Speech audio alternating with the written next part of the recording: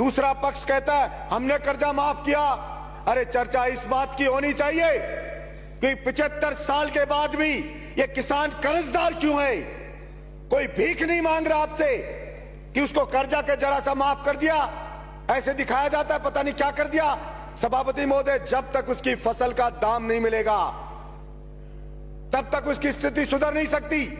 जब तक उसके खेत को पानी नहीं मिलेगा, उसे बिजली समय पर नहीं मिलेगी, उसे बीज खाद नहीं मिलेगा, तब तक अपन केवल सहानुभूति नहीं बटोर सकते कि हमने कर्जा जरा सा माफ कर दिया। ऊंट के मुंह में जी रहा है वो। सभापति महोदय, मैं कुछ आंकड़े रखना चाहता हूं सदन में।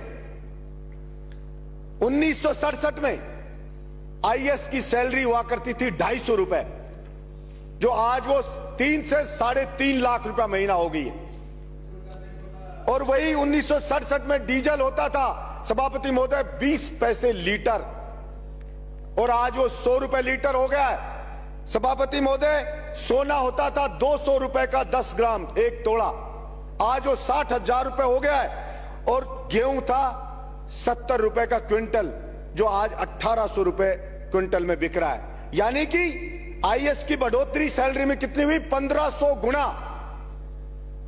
डीजल में बढ़ोतरी कितनी हो गई? 500 गुना।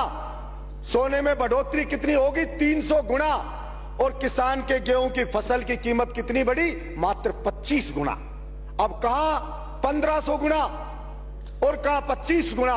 भला वो कैसे उसकी स्थिति सुधर सकती है? हर चीज की महंगाई बढ़ गई है। कृषि के उपकरण है, उनकी महंगाई बढ़ गई है, लेकिन उसकी फसल को नहीं खरीदती सरकारें। अब गेहूं पे 10% बढ़ाइए, 200 ये कह दिया 2110 रुपए। सभापति महोदय, हमारे मंत्री जी हैं, खुद किसान हैं, वो जानते हैं कि खर्चा गेहूं पे 1 बीघा का खर्चा किसान का आता है 1800 रुपया बीघा पे आता है। 18 जैसे एक जो क्विंटल पर 1800 और 18,000 रुपया 1 बीघा पे आता है। मात्र 10 क्विंटल के लगभग गेहूं पैदा होता है। जो 1800 के हिसाब से बेचे तो 18,000 का हुआ, उसका खर्चा भी 18,000 आता है, पैदा भी 18,000 हो रहा है। तो उसकी स्थिति भला कैसे सुधरेगी? सरसों की फसल करो तो उसके ऊपर भी वही 11,000 के समथिंग खर्चा आ जाता है, और वो बिकती है तो वही 18,000 20,000, और कभी पाड़ा पड़ गया तो बर्बाद हो गया। गेहूं में अगर हवा चल गई, गिर गया गेहूं तो बर्बाद हो गया। तो भला वो किसान कैसे बेचारा उठ सकता है? और सिर्फ बातें होती है किसान की, 6,000 दे दिया, कोई कहता है कर्जा दे दिया, कोई कहता है ये दे दिया, कोई कहता है थोड़ी सी बिजली दे देंगे, ये दे देंगे। मैं तो ये कहता हूं आप पूरा दाम ले लीजिए, मत दीजिए कुछ भी आप, लेकिन ये जो 1500 गुना बढ़ी आईएएस की सैलरी, या तो उस आईएएस की सैलरी को भी घटा के वही 25 गुना लिया हो आप।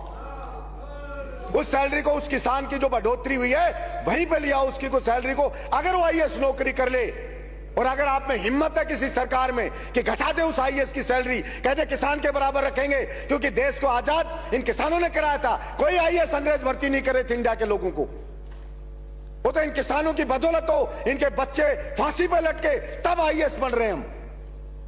लेकिन पॉलिसी बनती है तो वही आईएएस राय देते हैं सरकार को कि बजट नहीं है, किसान को पैसा नहीं दे सकते, किसान की फसल को नहीं खरीद सकते। मैं कहता हूं एमएसपी 2110 रुपए गेहूं की क्यों हो? इसकी एमएसपी उतनी करो ना जितनी उसकी गुजारा हो उसका, लेकिन उसमें कोई चर्चा नहीं होगी और कोई पैसा मिलेगा नहीं। और ये किसान सहन शक्ति है बेचारे की, सहन करे जा रहा सहन, ये उसकी ग्रेटनेस है कि वो सहन कर रहा है और मेरा देश महान कह रहा है। अब फौज में जाता था सभापति महोदय, उसका बेटा एक्सरसाइज करता था, फौज की भर्ती भी बंद कर दी है। पुलिस में जाता था सभापति महोदय, दौड़ भाग करता था, खेत में काम करता था, फिजिकल फिट होता है, मजबूत होता है, बहादुर होता है, दौड़ भाग करके पुलिस कांस्टेबल बन जाता था। कोई मिलिट्री में जाके, अब मिलिट्री का भी बन, पुलिस कांस्टेबल में आईएएस जैसा पेपर पकड़ा देते हैं। उसकी फिजिकल फिटनेस को कोई देखते ही नहीं है। अब उसमें पेपर में कौन सेलेक्ट होता है? वही जो ट्रक चलाने वाला खरीद के 10 लाख मिलाया वो सेलेक्ट हो जाता है। इसलिए सभापति महोदय, मैं आपके माध्यम से सरकार से गुजारिश करता हूं कि केवल किसान किसान बात करने से नहीं होगा। वास्तव में आज किसान को सबसे ज्यादा न्याय की जरूरत है, और उसके साथ हमें न्याय करना पड़ेगा। नहीं, वो किसान के बच्चे जो अंग्रेजों से लड़े थे, जिस दिन उसने ठान लिया उस दिन फिर आप सोचना क्या हाल होगा। इसलिए मैं समझता हूं उठा उठा के फेंक देंगे और होगा क्या, मूली की तरह पाड़ पाड़ के फेंक देंगे आपको, और क्या होगा, ये होगा। इसलिए कभी कभी उस किसान की हिम्मत को न ललकारे सरकार कि वो लड़ नहीं सकता या अपना हक हासिल नहीं कर सकता। वो तो अपने देश में आस्था रखता है तो सहन करे जा रहा है। और ये सभापति महोदय, मैं बात करूंगा जैसे आवारा पशुओं की, ये एक बड़ा आंदोलन इन आवारा पशुओं के लिए भी होगा। किसान की फसल को खा रहे हैं ये रोजड़े, सुअर, आवारा।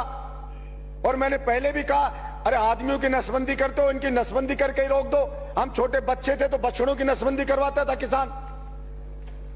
आवारा ये जब नंदी है उनकी नसबंदी कर दो। और गाय को अगर सच में बचाना चाहते हो, आप गौशाला में अनुदान देते हो, किसान को दो ना अनुदान, कि वो घर पे गाय को पाले। हम अनुदान देंगे तो किसान की स्थिति भी सुधरेगी और हमारी गाय माता भी बचेगी। लेकिन किसान को तो देना नहीं चाहते, क्योंकि सब जानते हैं अगर उसके पास, अगर उसकी रोटी पेट में आ गई, उसको थोड़ा जीने का मिल गया तो सोचने लग जाएगा वो कि कौन क्या कर रहा है। वो आईएएस हजारों करोड़ रुपए खा रहे, फिर भी 1500 गुना सैलरी बढ़ा रहे हो। जाके देखो एक आईएएस बनता है तब क्या घर होता है उसका, और 5 साल बाद देखो उसके बच्चे मर्सिडीज में घूमते हैं, विदेश में पढ़ते हैं। क्या कभी सरकार ने पूछा है कि कहां से आ गया है पैसा? फार्म हाउस है बड़े बड़े, और बड़े बड़े मंत्री जाते हैं और जाकर फार्म हाउस में उसके पार्टी करके आ जाते। कभी पूछा किसी ने कि ये कहां से लिया आया? लेकिन कोई नहीं पूछा जाता। इसलिए मैं आशा रखता हूं कि किसान के ऊपर रियल में कोई उसकी दशा सुधारने पर निर्णय होगा। धन्यवाद सभापति।